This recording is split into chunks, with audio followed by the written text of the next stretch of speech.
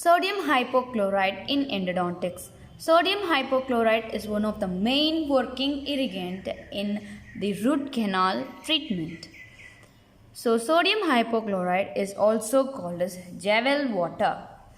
0.5% sodium hypochlorite is also called as Dakin solution. So what are the concentration the sodium hypochlorite is available? It is available in 1, 2.5, 5.25 and also in 8% concentration. So sodium hypochlorite action mostly depends on the pH at which it is available. In acidic and neutral pH, it exists as hypochlorous acid and it has antibacterial efficiency. At pH of 9 and above, it will be in hypochlorite ion state and it performs a function of tissue dissolution. The most commonly used pH is 12, that is above 9, and it is going to be an alkaline where it will have more of a tissue dissolution property. So what happens when it reacts with organic debris? What is the reason for the bubbling that is occur during the usage of hypochlorite? So when sodium hypochlorite reacts with organic debris, it forms carbon dioxide and ammonia gas. And this is the reason for formation of microbubble.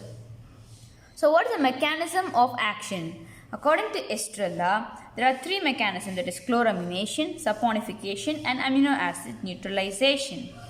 In chloramination process, the sodium hypochlorite reacts with the protein, that is organic matter, to form nitrogen, formaldehyde and acetaldehyde, which breaks the peptide link and dissolves the protein.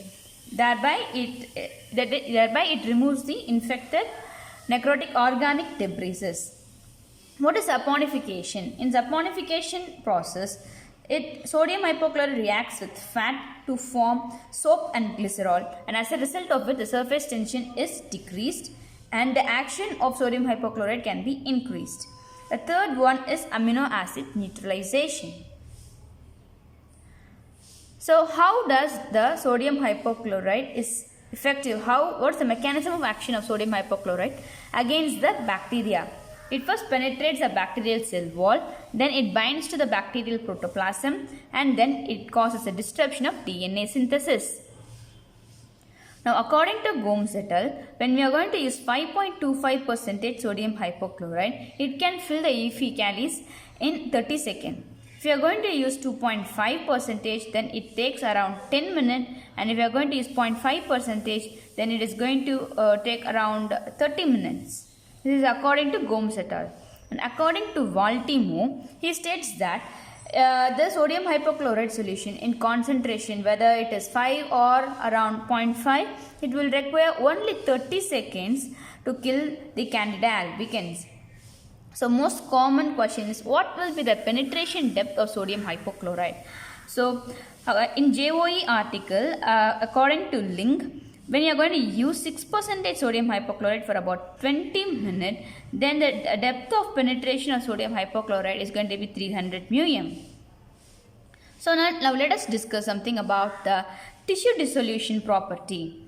So it is effective tissue dissolution can occur when we are going to use the sodium hypochlorite in alkaline pH. What are the factors influencing the amount of solution that we are going to use? The time duration of contact, the pH, the temperature, all these plays an important role. So bactericidal rate doubles up for each 5-degree rise in temperature. Then according to Grossman and Mayman, when you are going to use a concentration of 5%, the sodium hypochlorite may take 20 minutes to 2 hours to completely dissolve the tissues. So another important Viva question will be, what is a vapor lock effect?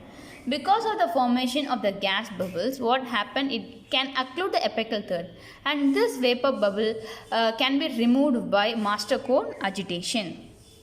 Even ultrasonic cannot remove it, but a simple master cone agitation technique can remove this gas bubble that has been formed in the apical third.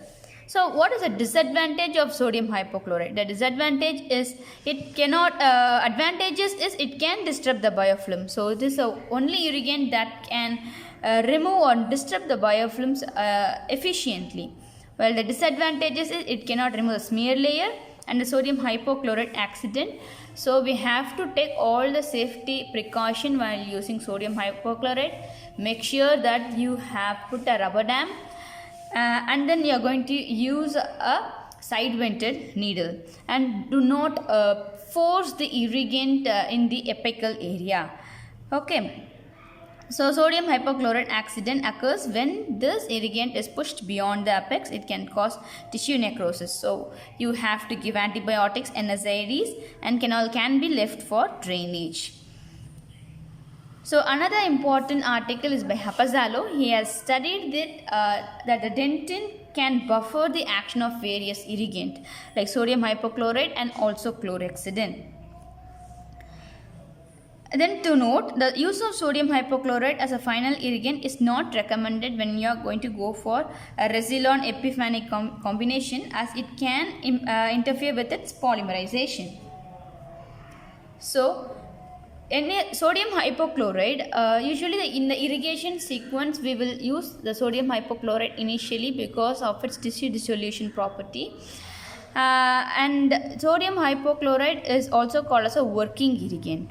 And after the use of sodium hypochlorite, when you are going to use a next irrigant, for example, we are going to use an chlorhexidine, make sure that you rinse off the sodium hypochlorite thoroughly from the canal before introducing this chlorhexidine, because this can cause an acid-base reaction when sodium hypochlorite comes in contact with chlorhexidine, and you can get an orange color precipitate which is called as parachloroaniline.